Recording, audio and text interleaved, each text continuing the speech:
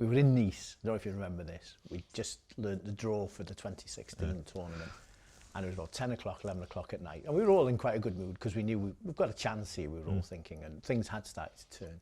It was yourself, me, Osian Roberts and Mark Evans. And we sat down and Trevor said, come on lads, tell me what's wrong with Welsh football.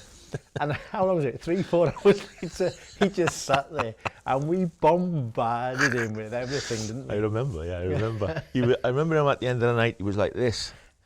Because we just said, and another thing, Trev, this needs to change, and another thing.